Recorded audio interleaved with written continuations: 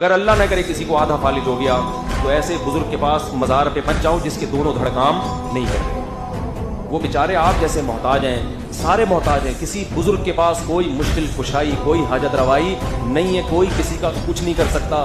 یہ سارے اختیارات کس کے پاس ہیں؟ اللہ کے پاس. ہر مشکل میں کس کو پکارنا ہے؟ اللہ کو. اور اللہ کو یہ نہ پکارنا اتنا جرم لگتا ہے کہ اللہ کہتے ہیں جو مجھے نہیں پکارتے ان کو آگ میں داخل کروں گا, کیونکہ وہ دنیا کا ہر کام کر رہے ہیں کامیابی کے لیے, مجھے نہیں پکار رہے. اس کا مطلب ان کا یہ عقیدہ ہے کہ میں ان کا کام نہیں کر سکتا. ایک حکومت کے کسی آفیسر کے پاس ایک بہت اتھارٹی ہو, اختیارات ہو, اور آپ اس کے پاس جا نہیں رہے تو اس کو غصہ آئے گا نا کہ یار مجھے تو یہ سمجھتا ہے کہ میں کچھ کر ہی نہیں سکتا. آپ کا باپ کروڑ پتی ہے اور آپ ادھار مانگ رہے ہو وسیم بھائی سے, باپ کو غصہ آئے گا نا.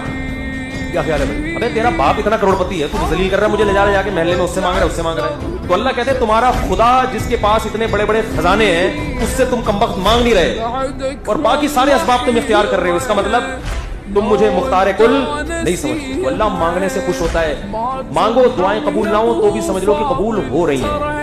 اس میں نہیں لگے رہو کہ ہو رہی ہے, کہ ہو رہی ہیں قبول. کیسے ہو رہی ہیں اللہ ہی جانتا ہے. اللہ سے دعا ہے کہ اللہ ہمیں اپنی ذات پر کامل ایمان عطا فرمائے اور ہمیں دعائیں مانگنے والا بنا دے.